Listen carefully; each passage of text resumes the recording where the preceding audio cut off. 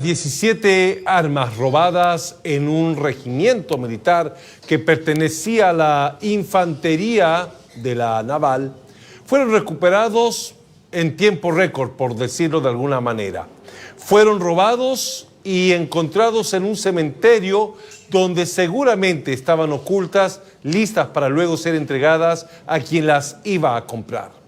Estamos hablando de un robo de armamento militar. Estamos hablando de fusiles, estamos hablando de armas 9 milímetros, estamos hablando de 250 cartuchos de balas y, en fin, elementos que hacen pensar de que este armamento en manos de organizaciones criminales puede terminar siendo y terminarían siendo una fatalidad.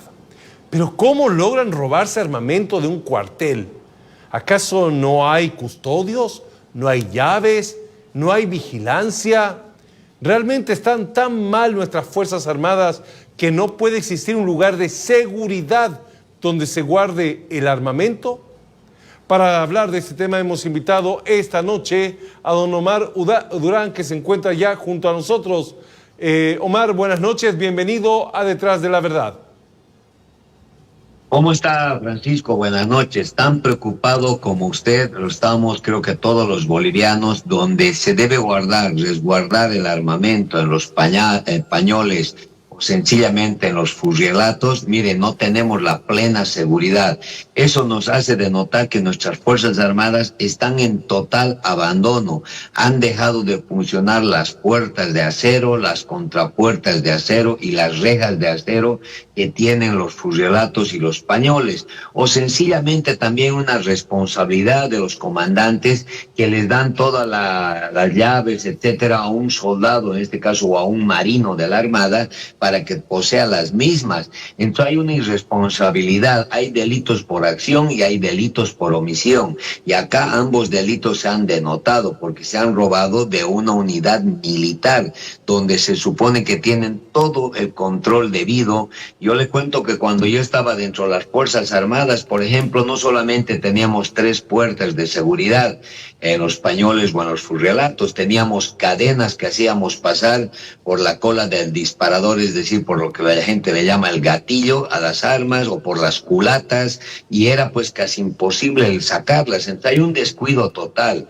y eso se debe pues a la irresponsabilidad de muchos comandantes que sencillamente no manejan como se debe manejar. Y acá viene lo triste de todo, Francisco. ¿Qué pasaría esas armas en manos de delincuentes, de sicarios, de narcotraficantes? Cada arma de esa puede eliminar cientos de bolivianos, o 10, 100, no sabemos, porque tienen la munición respectiva más. Entonces es para matar bolivianos, es para matar gente de bien, es para producir asaltos, es para la delincuencia. Nadie se roba armamentos por recuerdo, etcétera. Son armamentos 5.56, 7.62 y 9 milímetros que de alguna manera son cotizados en el mercado del sicariato, del narcotráfico, etcétera. Lo único bueno de todo esto y rescatable creo que es la buena predisposición, la agilidad con la que ha actuado tanto la Armada Boliviana a través de su comandante y también de los policías que rápidamente han podido identificar. Pero nos señala, Francisco, que estamos en un total abandono. Se imagina, si así son las pequeñas unidades de combate que tienen 400, 500 hombres cerca de las ciudades, ¿cómo están nuestros puestos militares abandonados? Están en peores condiciones, y ojalá que esta noticia no vaya a las fronteras, más allá o oídos de delincuentes, y se empiece a perder cualquier cantidad de armamento de los puestos militares adelantados que se encuentran en frontera. La información incluso inicial indica de que este armamento robado iba a ser vendido a quienes hacen trabajos ilícitos o atacan en la actividad minera. Es así, ¿no? Este armamento generalmente, si no va al sicariato, no va al narcotráfico, va a contrabandistas. Si no va a contrabandistas, va a ir a jucus, robadores de mineral. Recientemente la policía ha intervenido, son grupos grandes que trabajan con el tema de oro, y los jucus de alguna manera le van a dar uso. o peor aún, asociaciones o grupos delincuenciales, organizaciones criminales que pueden asaltar bancos, que se meten a las casas de los vecinos, que se meten a lugares donde no deben estar. Y las Fuerzas Armadas están para brindar la seguridad externa, pero también para cuidar de la seguridad interna. Entonces no podemos coadyuvar a que fácilmente se nos pierda armamento, como se ha querido robar hoy en día, se ha querido perder ese armamento. La policía y la fiscalía verán si es un hurto, si es un robo, si es un robo agravado, que además lo consideramos porque acá no solamente es mediante la ley 400, acá estaba en peligro la seguridad del Estado, y la seguridad del Estado pues lógicamente tiene que ser cuidada por cada uno de los bolivianos, y no solamente la Armada Boliviana, también la Fuerza Aérea y el Ejército Nacional. Las tres fuerzas tienen que tener el respaldo debido a través del Ministerio de Defensa para tener mayor cuidado, control con el armamento que de alguna manera está siendo robado tan fácilmente. A mí me asombra que una unidad como Chua, donde tienes cualquier cantidad de instructores, oficiales superiores, oficiales subalternos, suboficiales, sargentos, y además está muy cerca el distrito naval, que es una gran unidad de combate, sucedan estas situaciones y hay un descuido.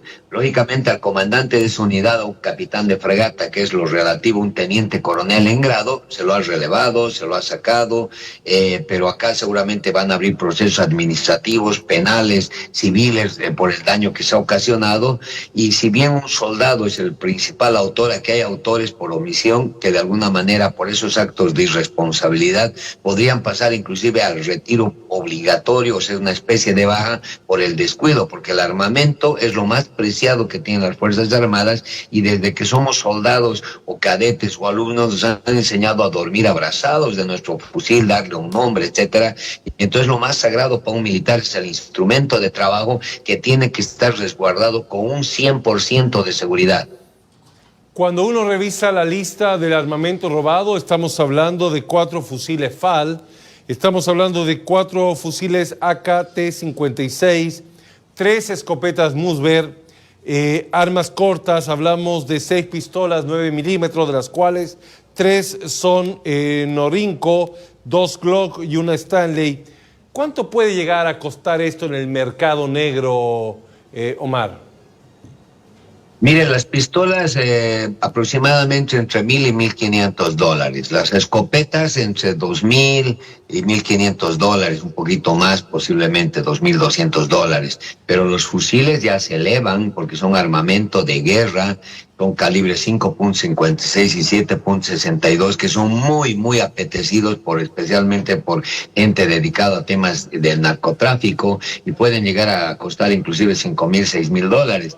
Pero lo más difícil de conseguir siempre es la munición, porque uno puede tener armamento pero no tiene munición, y la munición, la única entidad autorizada es Cofadena, que puede vender esta munición requerida, y muchas veces los narcotraficantes tienen mucho armamento pero no tienen la munición. Entonces la munición cuesta también que caiga en manos inescrupulosas, porque cada cartucho es una vida de un ser humano en mal uso que vayan a hacer algunos grupos. Entre el costo de operario, cualquier arma de fuego, sea obsoleta, moderna, igual mata. Algunas matarán más rápido, con una cadencia superior a tiro, pero igual un fusil Mauser, un fusil Garand antiguo que cargan 4 o 5 cartuchos, va a poder eliminar a una persona. Y este armamento era un armamento relativamente, o es un armamento relativamente moderno. La gente se pregunta, y usted lo decía al inicio de la entrevista, que hay una cadena o hay un conjunto de puertas que deberían estar herméticamente cerradas para no tener fácil acceso a estas armas. ¿Usted conoce esta unidad militar, esta unidad de la infantería? ¿Cómo es que se logra entrar y sacar tan fácilmente este armamento? Mire, Francisco, 2 aspectos importantes. Conozco la pequeña unidad y creo que le faltaban las condiciones debidas para tener una buena seguridad. Es una unidad de la Armada Boliviana. Y número 2, de casi las 100 pequeñas unidades de combate que tenemos. Las pequeñas unidades de combate son como el Colorados, la Policía Militar, el Regimiento Ayacucho, esas unidades donde tienes 400 o 500 hombres, un batallón o 2 batallones. Hay unidades que tienen mucho resguardo. Y eso no lo desmerezco. Hay pequeñas unidades que el 70% pertenecen al ejército y el otro 30% entre la Fuerza Aérea y la Armada Boliviana. Y en el ejército particularmente he visto que hay muchísimo control, no solamente con el tema del sistema de encadenado, que ya son 3 puertas de seguridad, las ventanas son con fierros, es muy difícil la penetración, y internamente se usa cadenas, y las llaves son administradas por un suboficial con mucha experiencia. Inclusive hay unidades que tienen la llave un suboficial, la otra llave de la otra contrapuerta un sargento y la otra el comandante. Entonces hay pequeñas unidades que tienen una alta seguridad, inclusive dentro de la pequeña unidad hay cámaras de seguridad, pero hay unidades que lamentablemente brillan por su ausencia y lógicamente el Estado lo tiene abandonado a las Fuerzas Armadas. Recientemente el comandante de la Fuerza Aérea del Ministerio de Defensa, el ministro Salinas, dijo que necesitaba más de $100 millones para poder potenciar a la Fuerza Aérea, que vuelen los helicópteros UH-1H que están parados, los Super Puma, los K-8, $100 millones.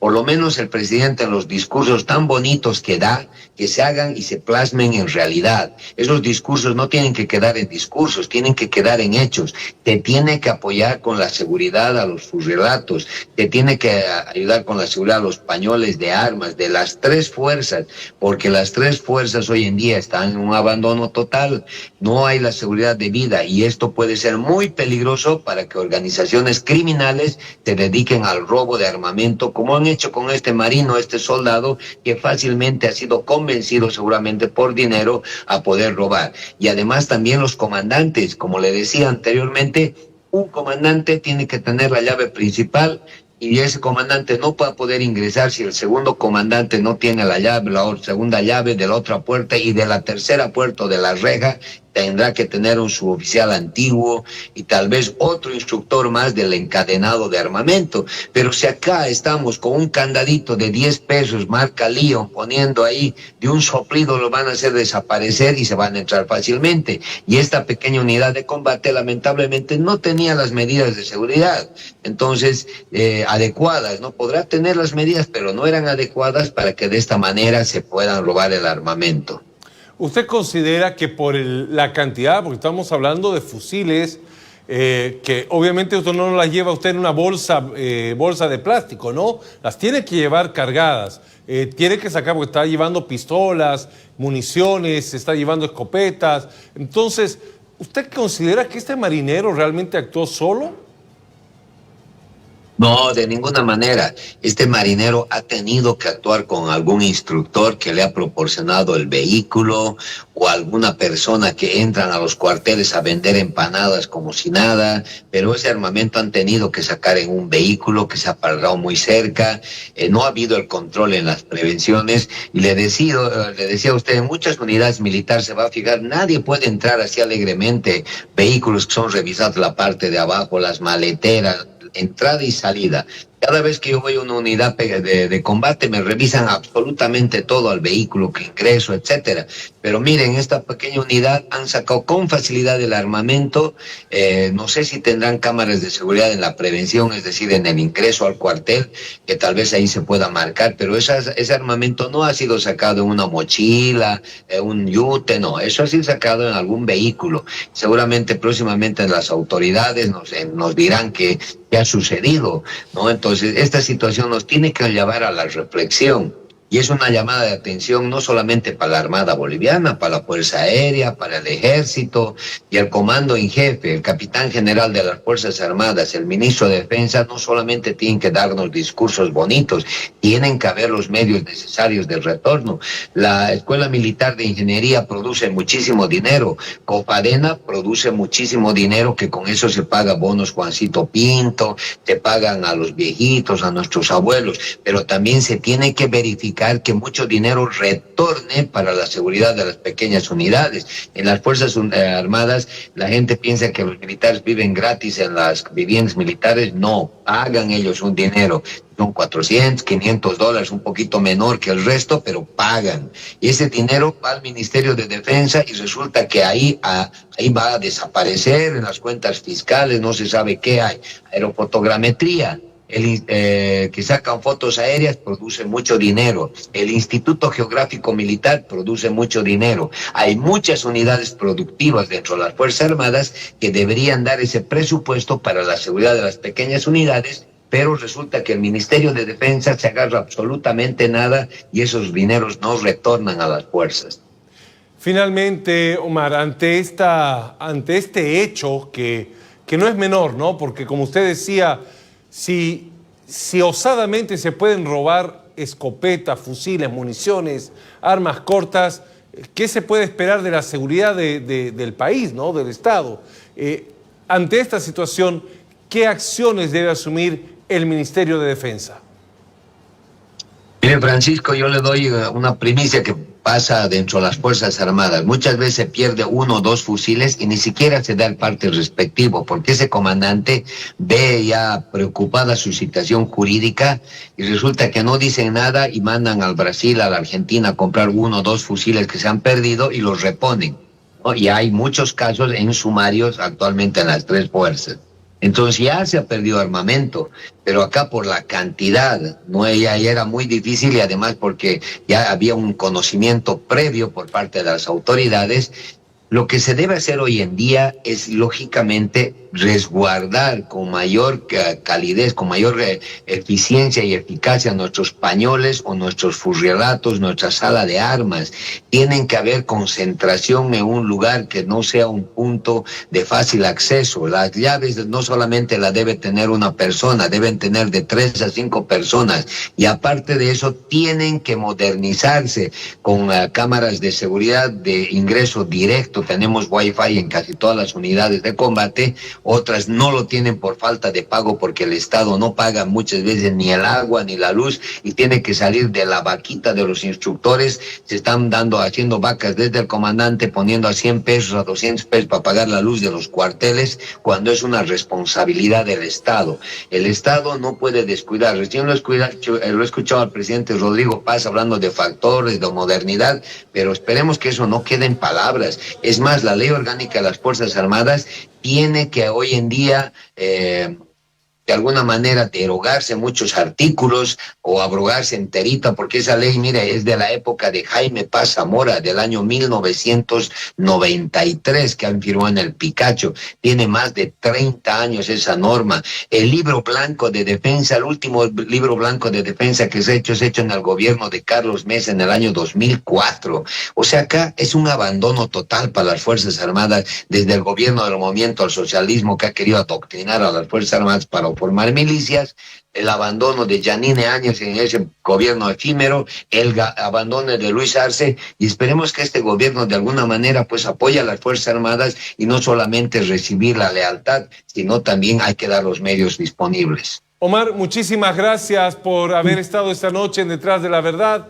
y darnos su visión de lo que ha significado este escandaloso robo de armamento de un cuartel militar. Muchas gracias y que tenga buenas noches. Buenas noches. Muchas gracias.